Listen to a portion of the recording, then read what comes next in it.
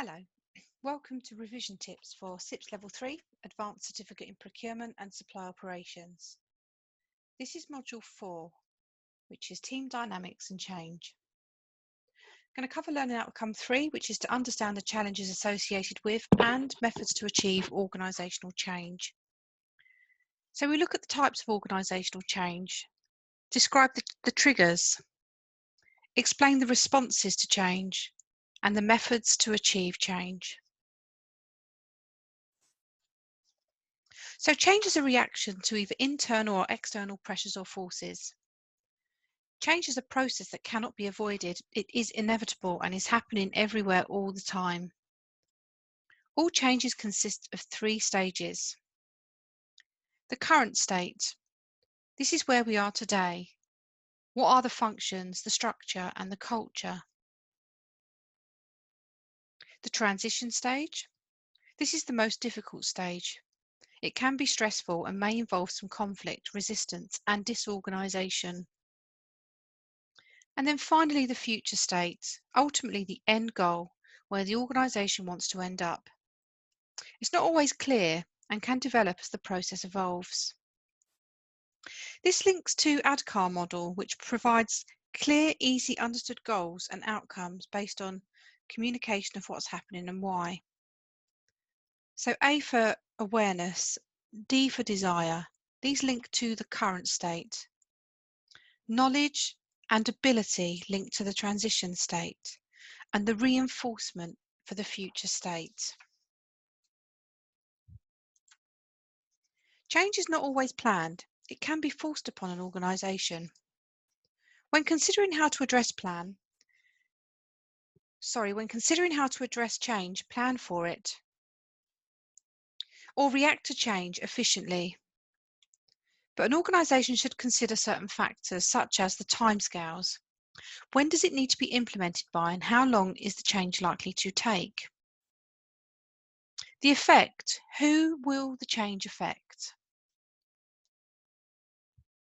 The approach. Will the change include all the stakeholders? Variances. Do some departments have different options or needs? Retention. What process and people have to be retained to ensure it continues to function? Ability. Can the workforce, buildings and machinery cope with the change? Preparation. Do the stakeholders know where there is a need for change? And finances. Does the organisation have the budget to cope with the change?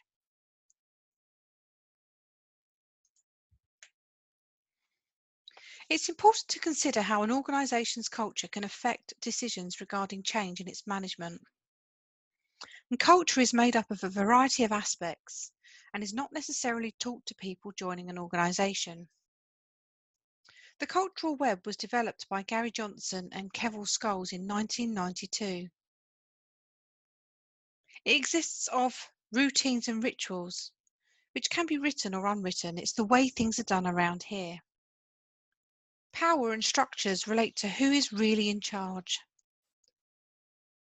Could be long-standing staff rather than the actual managers.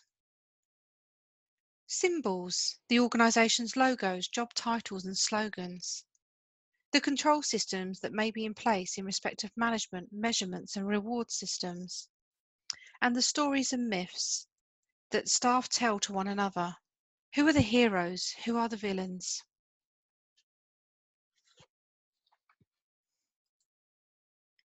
There may be ways to implement a change in an organisation, but identify what will be improved. Present yourself a solid business case for change. Plan for the change, providing resources and use data for evaluation. Communication is key, as well as monitoring and managing resistance and the budgeting risks. You must celebrate success, review, revise, and continue to improve. But who is responsible for the change? A change agent is the person responsible for implementing the change and driving the organisation towards the future state. That can either be from inside the organisation or they can be an external consultant, but there are pros and cons to both approaches. If you use an internal change agent, these people already know your organisational culture and probably have personal relationships they've built up with the people in the organisation. But the problem with that is they may avoid making unpopular decisions. And it will be more cost effective for the organisation because clearly they're already employed. The internal agent actually might be more passionate about existing roles and procedures or the potential outcome. But they'll probably have limited experience in managing change, and it may therefore take longer because they've got their day job to do as well. And I suppose they could get behind on their day job while they're focusing on leading the change. So how about looking at an external change agent? I suppose the downside is they won't know your organisational culture. They won't have built those relationships with the people in your organisation. But they won't be afraid to make unpopular decisions. They will cost money. Yes, it's a more expensive option, but they'll be more objective and impartial and may have lots of ideas where they've worked on many change projects elsewhere. It's likely they'll move faster so they can get paid quickly and move on to the next project. And will be completely focused on the change task, not having to get bogged down with a day job.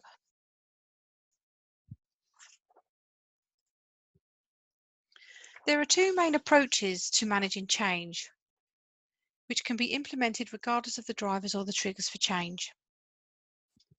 Incremental change is seeking small continuous improvement over a period of time to reach the desired future state.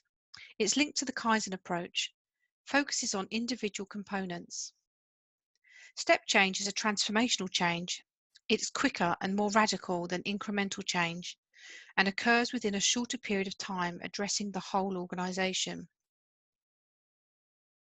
The timing of the change can either be reactive, that you're changing in response to an event or a series of events, or anticipatory, where the changes are initiated when certain external events are expected to happen in the future. Psychologist Kurt Lewin created the Lewin change model, which visually explains how transformational step change works. Stage one is to unfreeze, the process of preparing everyone who is going to be affected by the change. They should be informed of what's going to happen, why and when. Then the change happens. The change starts to happen and is implemented. This should happen quickly and effectively. Then you refreeze. This is when the change has become a permanent part of your organisation and everyone is conforming to the new processes and procedures. The types of change will depend on the speed and the extent of the change. And there are 4 strategies for managing change, as you can see on the left-hand side. Sort of the big bang, incremental, transformational realignment, which looks at the speed and extent. And that then leads us to the sort of evolution, adaptation, revolution, or reconstruction. But let me just talk through some of the others as well. So evolution, this change happens slowly and naturally over time. It can take place by variation, like a small individual change, such as staff training. Selection, which is the elimination of things that are no longer required. Retention, keeping the most effective aspects. Competition, prioritising some resources over others. And adaptation. This is an incremental change that occurs as a reaction to an external event. This could be things like new technology or a new entrant onto the market, new regulations or a change of government. Revolution is an anticipatory change in reaction to an event that is believed to be imminent. It involves replacing or removing an existing state. It's an immediate transformational step that can happen comparatively quickly. It's implemented by organisations that want to be one step ahead and who have not kept up with the trends and therefore need a big change. And then reconstruction is a transformational change and takes place over a short period of time. Like revolutionary change, it's essential in order for the organisation to survive. This type of change is usually as a reaction to a threat, such as a new entrant onto your market or an economic crisis, pressure from staff, or technology advances. In terms of the change process, if you look on the right-hand side, change can either be closed, contained, or open-ended, depending on the amount of information and the level of risk you're taking. In a closed change, there's a clear relationship between what caused the change and the effects the change will have or has had. It can be controlled and monitored and is easy for organisations to forecast. The contained change in the middle is not as predictable. Many variables might affect the results, and it relies on historical events or data and tries to predict results. And the third and last one is the open-ended change. This outcome is completely unknown and unpredictable, and it often occurs when something's being done for the very first time. Change is a response to a trigger or driver, something that happens or is predicted to happen that forces an organisation into action. Triggers can be internal or external from the macro or micro environment. External macro factors for change can come from the tool PESTLE. PESTLE represents the categories that can trigger a change, such as political, changes to government policy or international relationships; economic, changes in the local or world economy, exchange rates, inflation, taxation; social, changes such as demographics or customer buying patterns, attitudes, demographics. The technological looks at emerging technology advances. Legal looks at changes to the legislation. And environment looks at recycling considerations and changes to green policies and sustainable targets. Economic triggers refer to things that affect our economy, the financial state of the country in relation to what it produces, what it buys, and the supply and availability of money. So here you can see how inflation works. You can have excessive monetary growth or wage price spiraling out of control. Costs can push things up to create inflation, or demand can pull it up as well. What this then produces is a distorted distribution of income, encouraged speculation, distorted spending patterns, and reduced purchasing power. The internal triggers for change may come from new leadership. This is where a new leader will have their own management style or may be brought in to take a specific action on issues. Culture of bullying or working conditions that can't be sustained. A change in strategy, or a change to the availability or cost of a resource. And what about loss of capabilities? For example, if a trained machine operative leaves the business or gets ill. But future trends and innovation require change. Now, staff is a resource to an organisation, and the staff need to be happy and motivated. From research, Hertzberg discovered that there are two main factors involved in influencing workers that help towards job satisfaction. And here you can see his two-factor theory of motivation. He believed that employees were either motivated by the motivators or the hygiene factors, and you can have one or the other, but ideally you need to have both. The motivators is when you work for an organisation that recognises your achievement, allows you to take responsibility and grow and advance in your role, and you actually enjoy the work itself. But you also need the hygiene factors, which is a good company policy, the right level of supervision and relationships, nice working conditions, enough money and remuneration, and some sort of job security. Environmental turbulence relates to the complexity surrounding an organisation that happens in a short space of time. Ansdorf and McDonald proposed 5 levels of environmental turbulence, ranging from predictable to unpredictable. Examples of environmental turbulence are things like natural disasters, hurricanes, earthquakes, and floods. A world event such as Brexit vote, the coronavirus, or a new president of the USA being elected. International organisational crises such as workers going on strike or technological problems. But level 1 is predictable. You can see that it's coming. The second is forecastable by extrapolation, so you can base it on something that's happened before. Predictable by threat and opportunity. Partially predictable.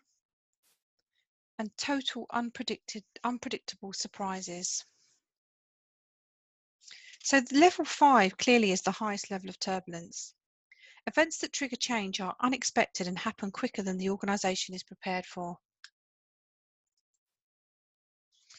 In organisations, there are both driving and resisting forces that influence change, and this is known as force field analysis.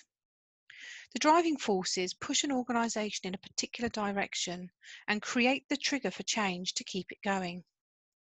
Restraining forces work against the driving forces to try and prevent the change.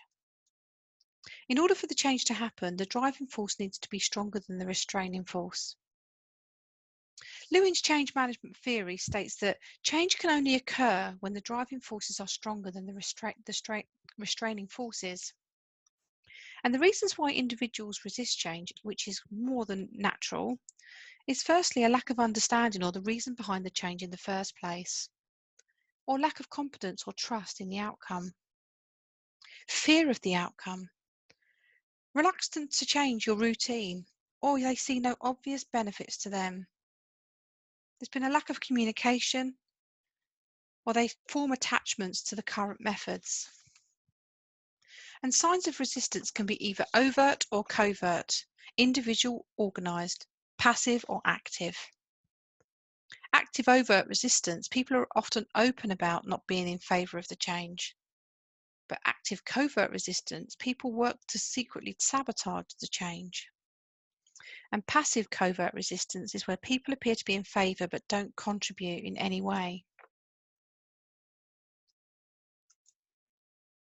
Resistance to change is regarded as negative, and those who resist change are frequently thought to be disobedient or trouble causers. But it's important to distinguish between somebody who's a cynic and someone who's a skeptic. A cynic sees the worst in all situations, but that's not linked to any fact or evidence. A skeptic needs to be convinced with evidence.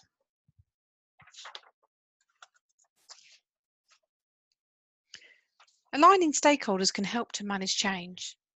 But firstly, identify who the stakeholders are and then evaluate them using Mendelow's matrix. Involve them and anticipate the needs of those stakeholders.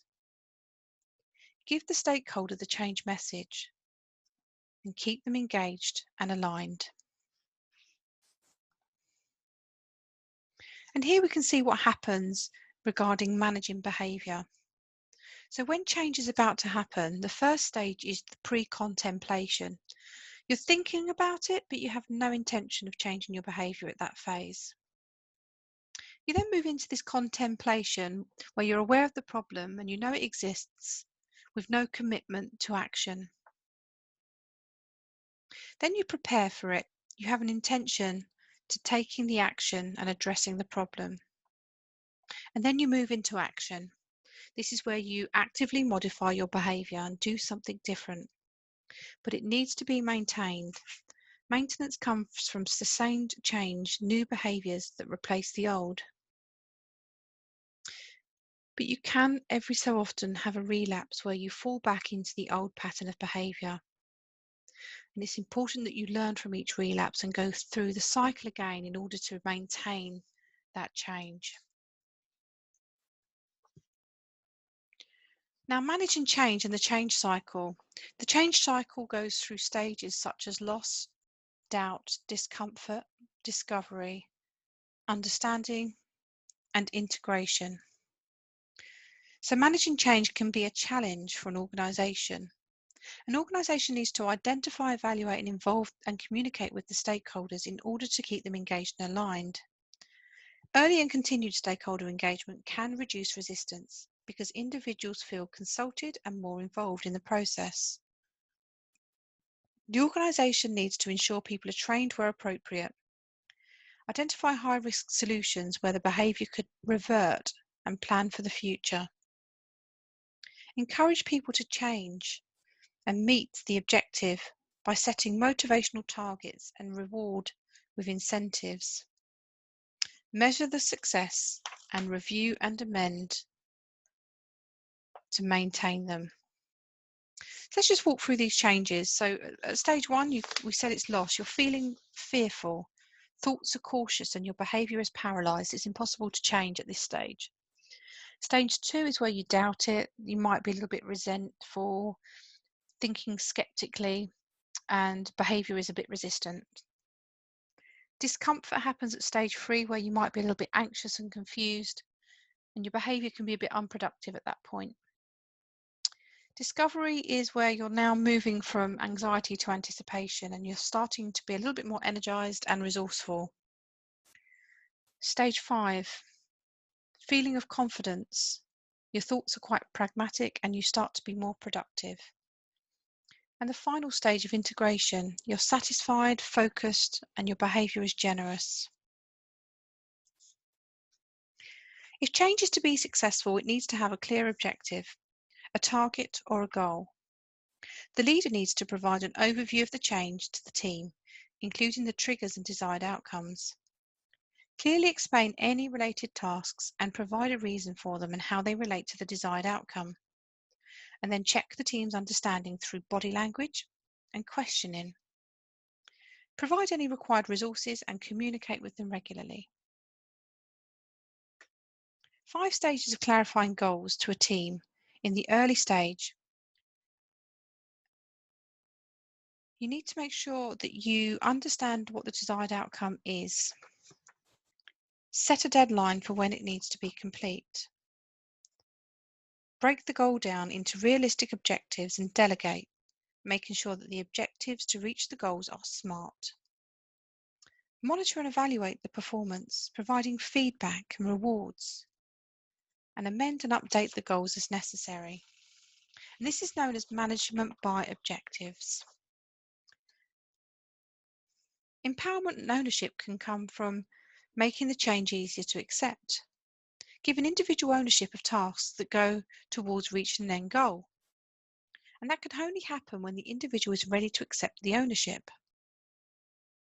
Advantages include increased morale, productivity and commitment, quicker problem solving and less pressure on management.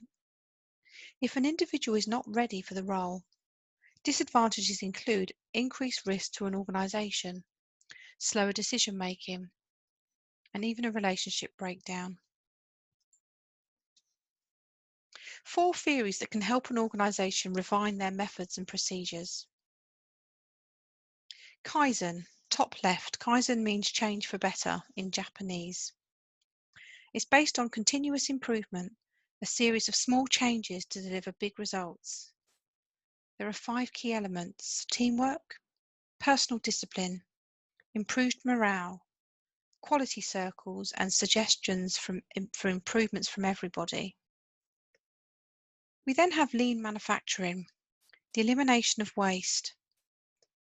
And this is in order to ensure you get good value for money, and the 5S framework focuses on having order in the organisation. Kanban on the bottom left, linked to continuous change, aims to refine and improve work systems, and it's used to maintain inventory and keep stock at an acceptable level. There are 2 bins. When one bin is empty, it triggers the order for the next replenishment, and bin B is used to help them overcome the lead time. And then you've got just in time on the bottom right, a system that makes sure inventory and stock arrives just when it's needed, so it's not held unnecessarily in your inventory.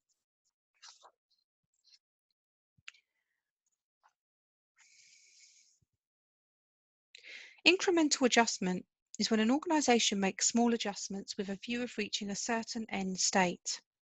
It's often used to correct faulty processes by moving people within teams or slightly updating objectives. The types of incremental adjustments can be smooth or bumpy. The smooth one evolves slowly and systematically. The bumpy one, things remain constant for a while, then there's a burst of change in response to a trigger. The methods you use to achieve change include collaboration, communication, and coercion. So collaboration is where two or more parties working together come to achieve a common goal. And communication is essential to keep staff informed and minimise resistance.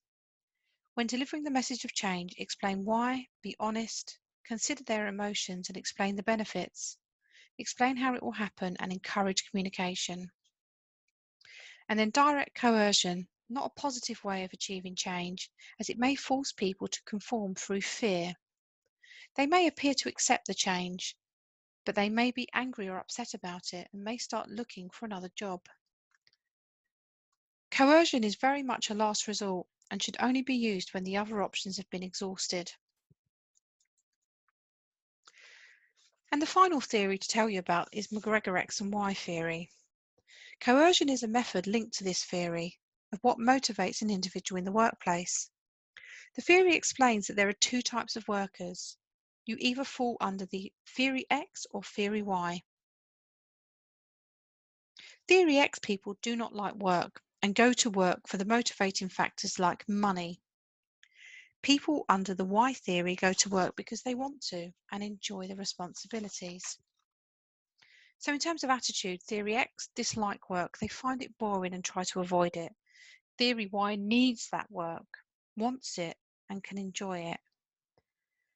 Direction for theory X needs to be forced, whereas in theory Y, it's self-directed. Responsibility, with theory X, they need to be directed and avoid it. Theory Y, thrive on it. Motivation, theory X guys are motivated by fear and lack of money, whereas theory Y motivated by the desire to be better at what they do. And then you've got the sphere, creativity. Your theory X guys have very little creativity, except when getting around the rules.